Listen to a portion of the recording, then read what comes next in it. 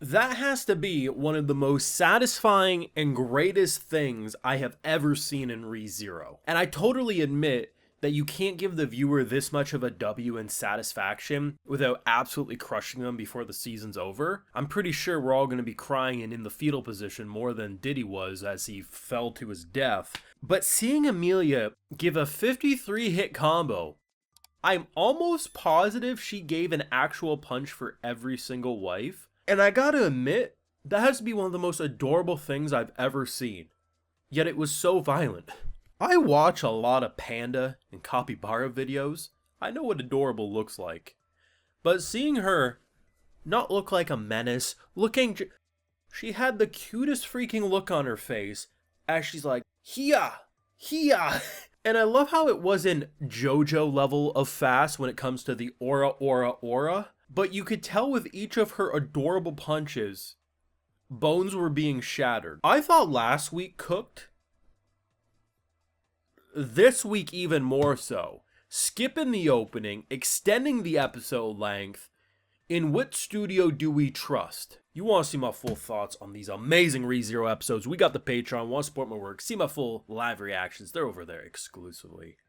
Jesus. You know, the whole episode too, I thought they weren't going to win this fight. Not in the way that, like, they wouldn't push him back. But I'm thinking to myself, you know, they're all going to escape. Like, that's how it felt like this arc was building into it. Just because the Bishops are such a good group of antagonists, it's hard to imagine topping them in terms of energy. And while I do still think we're not going to kill them collectively, it does look like Regulus is dead. And I think the way they're indicating he's dead is so cool. So, you know, last week they confirmed that he basically gives his heart to his wives. I was kind of under the assumption that every single one of them had a piece of it, like it was like split apart into 53 women. But it seems like he gives his heart to one at a time, and if something was to happen, it would then go to the next one and the next one and the next one. As what they ultimately end up doing, which is pretty brilliant, is they kill the wives by essentially freezing them. Because, you know, if you're putting them to sleep in like a cryostasis level design, their hearts are going to stop beating, meaning it would then have to go to Amelia, because I guess Amelia counts as a bride.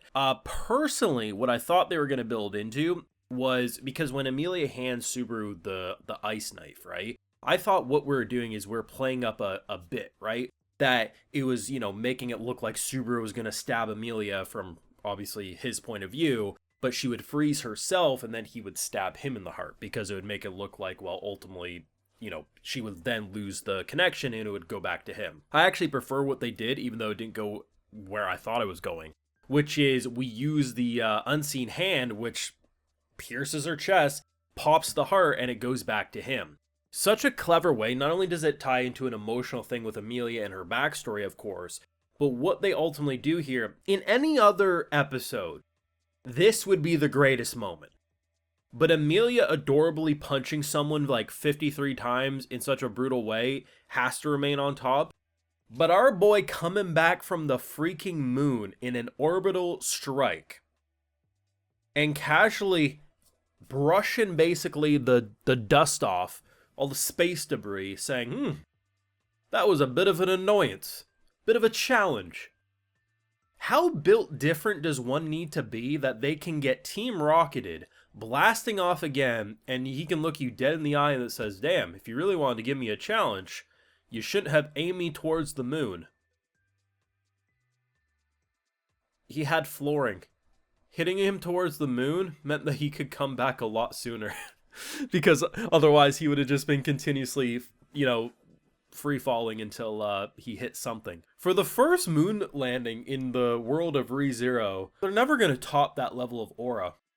See, I thought what they were going to do too was just keep Regulus blasting off. Because, I mean, unlike, you know, someone like Reinhard, who is kind of him, yes, he can stop his heart for brief periods of time to save himself, but similar to him drowning at the end, I thought, you know, it is what it is. No, instead they did something even cooler. They continuously, like, there's ways they could have ended this a lot sooner, it feels like, and they just continue to say, no, this man has done so much bullshit, we're going higher than Everest.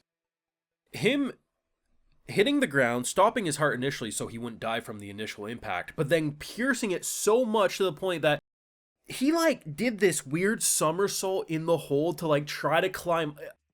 I don't know what the hell I saw in that abomination there, but that was disgusting.